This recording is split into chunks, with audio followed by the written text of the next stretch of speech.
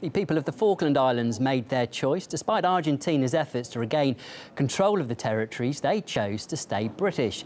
That's a luxury the population of another group of islanders, though, in the Indian Ocean have never been afforded. And as RT Sarah Firth reports, Britain's overseas policies are being labelled hypocritical. This is the story of an island, a proud and spirited people displaced, and a government who put a devastatingly high price on paradise. Shockingly for many, it will be the first time this story's ever been heard. It's everything, memory of the island, memory of the happiness that we were living to each other, and the way we've been treating here with this government. It's very hard. Diego Garcia is a British colony in the Indian Ocean and the largest of the Chagos Islands. It has a population of roughly 2,000 people, about the same as the Falkland Islands. A lot of good memories of the Chagos. It's a home, a real paradise. Today, though, Diego Garcia is one of America's biggest military air bases. Because it's our land. It's not for them. You know, when you see them, you got this anger because they are enjoying the island, not us. We are suffering. Back in the 1960s, in a deal shrouded in secrecy, Britain agreed to loan the islands to the US. But there was a problem. The island had for generations been inhabited by the Chagosian people. They'd built schools, hospitals, a whole life. And what did the British government do? They simply pretended none of this existed by evicting the entire population from their homes. Secrets, lies, deception, dishonesty, all the way through it.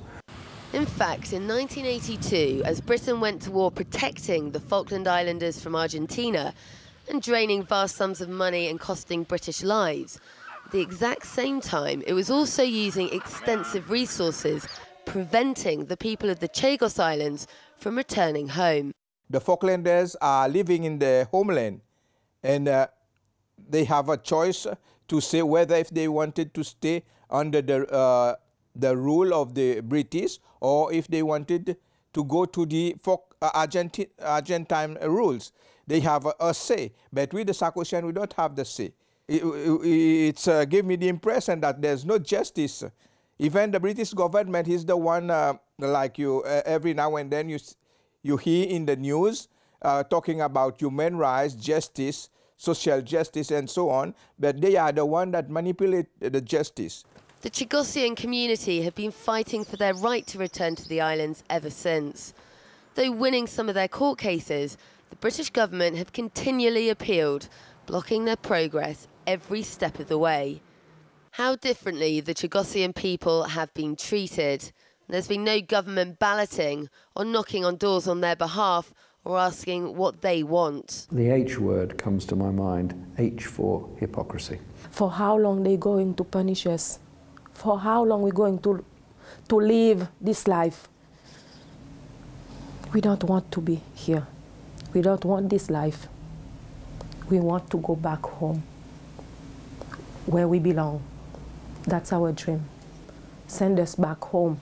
Perhaps the most shocking thing about this story is this isn't simply something that happened decades ago. Those past injustices have been compounded by successive British governments right up to the coalition of today, who continue to fight against the Chagosians returning to their island. And so their stories remain largely consigned to the shadows. And yet the Chagosian people continue to bravely fight to return to their home. Sarah Firth, RT, London.